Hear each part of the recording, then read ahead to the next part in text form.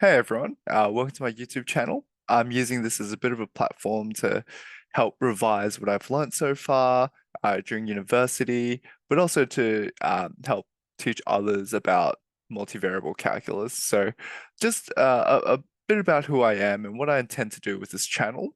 I am a Masters of Mathematics student in Australia. I recently completed a course in multivariable calculus. And what I wanted to do with this YouTube channel is I wanted to, one, teach what I learned during a multivariable class at a university, but I also want to help students learn without overcomplicating the content. I'm not here to make myself sound super smart. I'm not perfect, so I probably will get a few things wrong. But I would like to use this as a learning experience for myself, but also to the viewers here to see if they can learn anything about multivariable calculus from me. What I wanted as well is if you wanted to reach out with any questions so we can learn together with multivariable calculus, that would be fantastic as well. And let's get right into it. So, uh, the plan for today is I wanted to go through multivariable calculus. With today's lecture, it's a bit of an introduction to the topic. Why are we learning multivariable calculus? What is multivariable calculus even? The second point I wanted to talk about is the syllabus. So, what are the topics that we will learn during these lectures? What textbook we'll be referring to? It is the Anton calculus early transcendentals, but I will write that down later. And also the ways of working. So just to reiterate what we want to learn going forwards. I do want to say that there are a couple of really fantastic resources like MIT's multivariable calculus, and that is and I'm basing a lot of this lecture off of that. I'm also basing it off of my current university materials, plus some of my own self-learning that I've learned from the textbook. Again, I'd highly recommend those resources to supplement our learning. And if there's any resources that I do find are quite useful, I'll be sure to add it to our lectures going forwards. So let's start with the first thing in mind. Well, today we will be learning about multivariable calculus, and this whole playlist will be all about multivariable calculus. So first thing is, we want to know what is multivariable calculus, and I'm going to just denote it as MVC because I'm a little bit lazy. What is multivariable calculus, and why should we learn it? Okay. I think it's super important to know, particularly in maths, there's a lot of flack that people get from saying, oh, I'm a maths major. What's the purpose of learning maths? What's the purpose of multivariable calculus? And those are all very fair points because if you don't know why you're learning something, you're not going to have the motivation to do so. So, first of all, before I go into the why, let's just describe what multivariable calculus is. So, from the name, you can tell that multivariable means there's multiple inputs or multiple things that change to get a certain output. And then calculus is things like integration and differentiation and using those for either real life tasks or just trying to find a solution. Okay, that's a very broad and very probably terrible definition, but uh, I'm going to try and keep it abstract, and we might start with single variable calculus first. So before we start with multivariable calculus, let's start with single variable calculus. Single variable calculus. This is something that you might be familiar with high school mathematics.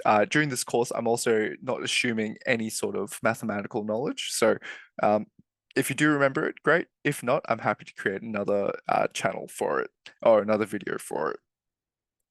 So, with single variable calculus, you might be familiar with this type of notation. So you have a function which takes in one variable, in this case, the variable is x, and that is governed by some type of rule. So given x, we want to return an output which follows a rule, for example, let's say x squared, okay? If we remember what this is, so if this is an axis, okay, this is the x-axis, this is the y-axis, and the graph is a graph of a parabola. Excuse my handwriting, this is pretty terrible, but that's okay. So this is a single variable calculus. So this is a single variable function, sorry. So for example, if I put in a value 2, okay, so if x is equal to 2, then we get f 2 because x is equal to 2 is equal to 2 squared, and that is equal to 4. And then that goes up to here, and then so we can denote this point as 2, 4. Okay, so that's a single variable. That's a single variable function. Okay, uh, in calculus, you've got two main things. So you've got differentiation, and then you've got integration. We can go into those two later, but if you remember, with differentiation, we might start with this first. We will talk about this later, but now, right now, we'll talk about differentiation a little bit because that's what everyone learns first. If we derive this function over here, fx is equal to x squared, then we can denote that as, so let's call this dx over here, okay? So then f dash x, if we remember the rules, is equal to 2x, okay? So you bring the power down and then you minus 1 from there, you get 2x. And what, if you remember what this gives us the gradient at that point. So this gives us the gradient at a point x equals 2, okay? So if x is equal to 2, then f dash x is equal to 2 times 2, which is equal to 4. So this should be f2 here. Okay, so it gives us 4. So at this point here, x equals 2, we've got some line which has a gradient of 4. Okay, in this case, y is equal to 4x plus 4. You don't have to worry about how I got that, but just know that once we have the gradient, so once we derive something, that will give us some type of gradient or some sort of function, and with using this information, we can know what a gradient is at a certain point. So that's single variable calculus in a very probably terrible nutshell. But if we move on to multivariable calculus, so we might start with multivariable functions. So multivariable calculus. So as the name implies, multivariable means multiple variables. So if I was to choose so that was a single variable before, let's try a two variable function. So if you have a function which requires two inputs, an x and a y value, this follows some type of rule. So let's say, for example, similar to the other one, we've got x squared plus y squared.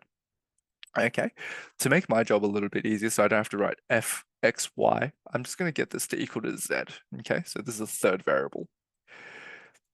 This is essentially the essence of multivariable functions in general. So you've got multiple variables x and y, and this could be even more. This could be z, this could be a, b, c. So it could be a lot of things. It could be a lot of different variables, but for in this case, we've got one output here, which is the z, and you've got two inputs here, which is the x squared and the y squared. If I was to draw this 3D, good. So let's call that z. This is y, and this is x. Yay, cool. So this would look like a graph, sort of like this. Okay, and then how we can figure this one out, and we'll do this a little bit more systematically later, but if you can recognize that x squared plus y squared, that kind of looks like the formula of a circle, isn't it? If I give you x squared plus y squared is equal to 1, then that will give us a circle that looks something like this. Yeah, so a center at 0, radius of 1. If you would like me to describe this later, just ask me and I can make a video on this of single variable calculus, but I'm assuming this is the prerequisites that you would know. So knowing that x squared plus y squared is equal to 1, we know that z here is equal to 1 as well. So z is equal to 1. So therefore, z at 1 will have this circle around it. So then it will look something like this. Now, if we reverse engineer it, if let's say z is equal to 9, so if z is equal to 9, then x squared plus y squared is also equal to 9. So at this point at z, then we've got a circle, which kind of looks like that. Okay, so if you can imagine, as we start from the bottom, it gets up, up, up, up, up. It goes wider and wider and wider because z goes higher, the circle gets bigger, and then you get a little shape like that. From what top of my head, I believe this is called a paraboloid, but I could be wrong here. Okay, so that's a multivariable function, and that's like I decided to do this sketch as well because it really gives us a bit more of a intuition of what we're dealing with multivariables. This is obviously not limited to just two variables. We could have a function that has like x1, x2, x3, x4, blah, blah, blah, blah, until xn. So we can have multivariables and we can just denote this as a z. There's a whole bunch of other rules and derivatives and integrations that we can do with these functions, but this is just the general shape over here, okay? Just note that x1, x2, x3 can be represented as like, this is xy, so y here would be x2, similar to that, okay? But unfortunately, we don't have more than 26 letters in the alphabet, so we just denote it with numbers and x. Cool. So that's what multivariable functions are. And with the calculus aspect of this, we can differentiate these functions, we can integrate these functions, and then we use that for a whole bunch of different applications. Now, sorry if I scroll down now. Okay, so more importantly, why? Why do we care about multivariable calculus? The first part I like to talk about is one, and this is probably just purely for maths reasons, is it's a great revision for vectors. It's a great revision for applications in 3D, okay, 3D applications. Um, it's a great revision for things like lines, planes in higher dimensions, and lower dimensions too. Okay, so purely selfishly, for maths reasons, it's great revision. Great revision, and if you haven't learnt it, it's a great basis as well. Okay. Second thing, there's, and probably most importantly, and what people really care about the most seemingly, is its applications. There's a whole bunch of applications. I might go through a couple, but the main one that's causing a lot of hype at the moment is machine learning. Machine learning slash AI. I forgot the learning bit, but you know what I mean. Okay. So with machine learning and AI, multivariable calculus is super important to know. The reason for that is machines take in a whole bunch of inputs, uh, which are essentially a whole bunch of variables, which is then used to create a certain output. Just to make it a little bit more real, for example, I work at Amazon at the moment, and Amazon, like most other companies, would use something, would use machine learning for customer segmentation. Customer segmentation. What that means is that they want to differentiate between different customers, so that they can provide the best experience for these customers, most individualized experience for these customers. For example, if someone has a dog, why would they offer them goanna treats, you know?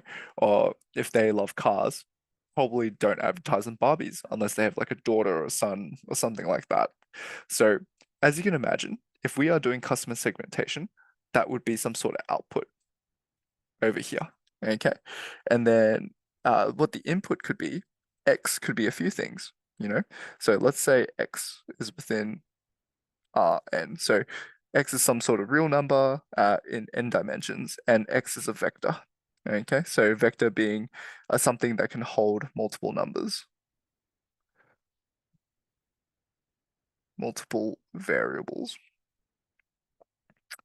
Cool.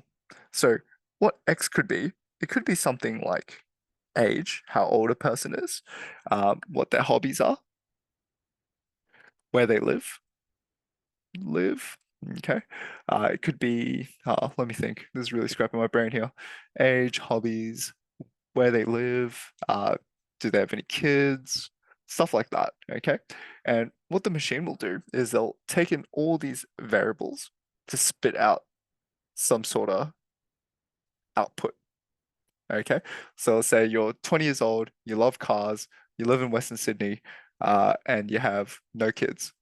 We should probably recommend you some type of, exhaust or some sort of car seats for your car because you love cars. So, okay, that was a terrible example, but that's exactly it. And how these machines learn is that they use something called gradient descent. So let me just call this in. This would be a multivariable function. And this function is determined and optimized through something called gradient descent. Gradient descent algorithms. Um, and this is generally used in things like neural nets, neural networks. Um, yeah, let's just start with that for now. So, and gradient descent is essentially this is ultra simplified, but if I was to get a graph like here, what you do is you calculate the gradient at some point. Let's say it's over here, okay? And then you go down, you descend until you find the minimum value here. And at this point, the minimum value, the reason why we care about the minimum value here is this would minimize the loss of some certain function, of a function. So you're essentially minimizing the error of the machines. So this course won't talk about strictly machine learning, but just know that um, having lots of variables, you'll need some sort of gradient, which therefore implies that you need some sort of differentiation or some sort of calculus to find some sort of value of x to minimum, not necessarily x, but some sort of coefficients to minimize the loss at some point. If I use another more vague application, for example, physics, I say physics because it involves some type of movement. However, with physics, let's say example, let's say the output that you wanted is where the ball lands. So you're throwing a ball where ball lands. You're throwing a ball. Um, what are some things that matter that will affect the final outcome of this? And some type of thing could be, let's say, how hard you throw it. Let's call that power. Uh, your launch angle, how high you're throwing it, and a few other things. Okay, and you can use a multivariable function to help model where this ball will land. You can also talk about air pressure, etc., etc. Okay, cool. So hopefully that convinces you the importance of multivariable calculus. So one, it's great revision, but two, there's a lot of applications. Like you can use it in machine learning, it's used in Amazon, Microsoft, even your bare basic companies would use these programs, and even in physics and chemistry, if we can use maths to help model things, it makes things so much easier to predict. And we use things like gradient descent or other optimization things to find the best formula to predict things in the future, or find formulas to help us predict the future. Okay. Cool. Awesome. So that hopefully that convinces you why we need multivariable calculus.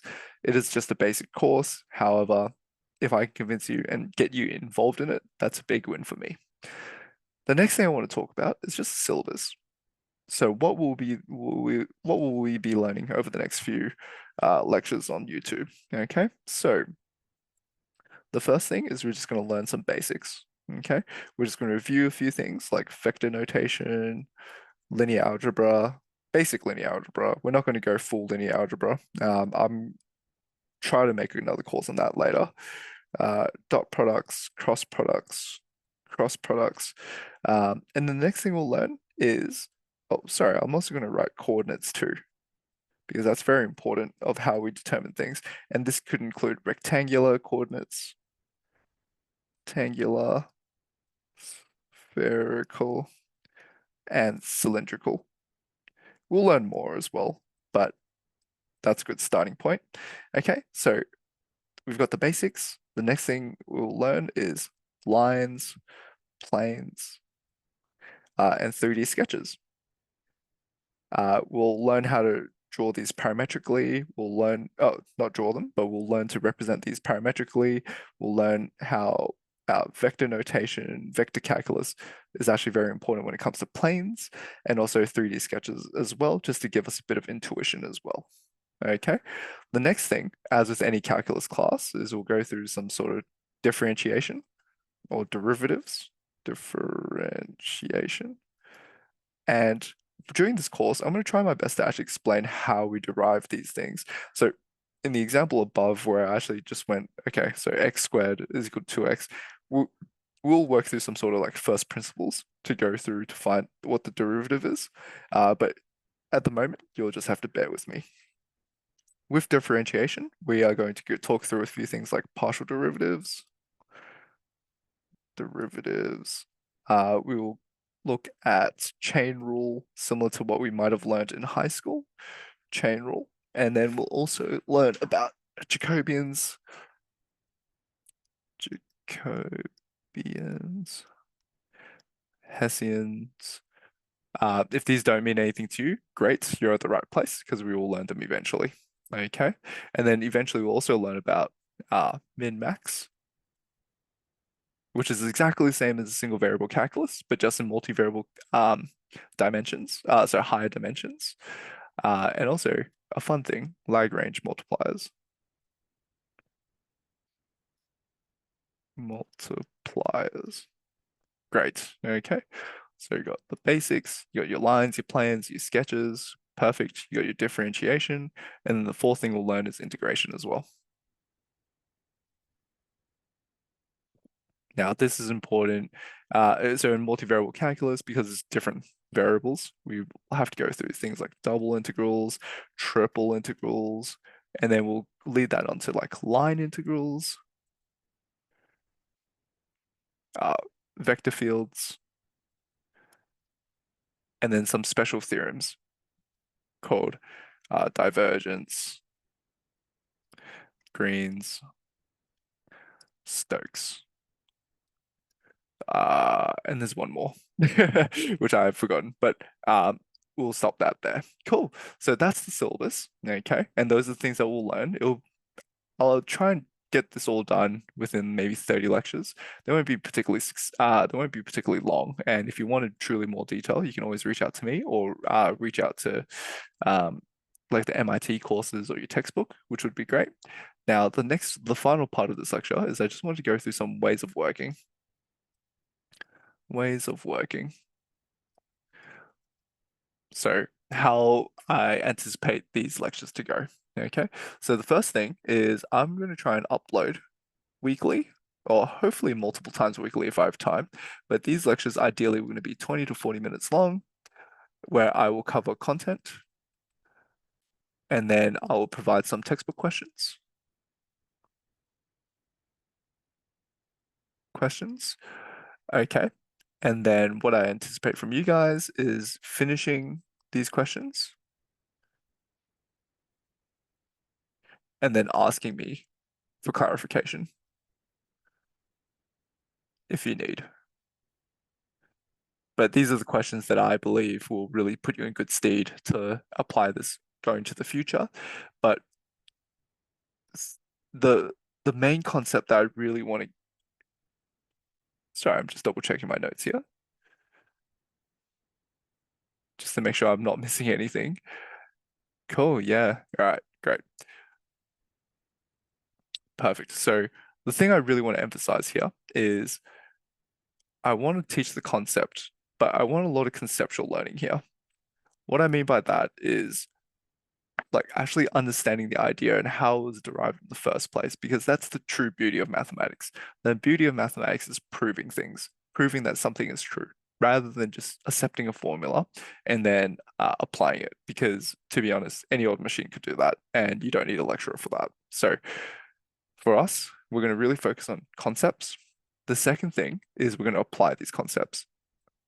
Okay, cool. So by applying these concepts, that's how you really start developing intuition of when something will work, when something won't work. Okay, so while I was blasting it before, we will have to do some computation questions just to get a feel for these formulas. Okay, but then we'll also do a bunch of problem solving questions too. Problem solving questions. Okay, from there, what I want out of this course is for people to be able to derive new formulas. And this is definitely something I'm weak at. But if we can think conceptually and apply it in low level situations, we should therefore be able to derive formulas or derive new ideas. And that's the beauty of mathematics. Or ideas. Okay. And while I'm not a PhD student at the moment, it is definitely something I'm trying to work on and trying to see the bigger picture of, learning the concepts, and then therefore using these concepts, combining them together to derive more complex ideas. Okay.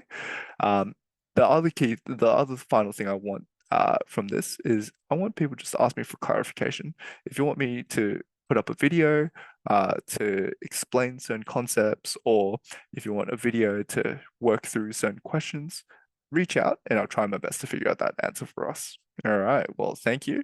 That's the end of my lecture. I'll look forward to seeing you guys in the next one. Bye.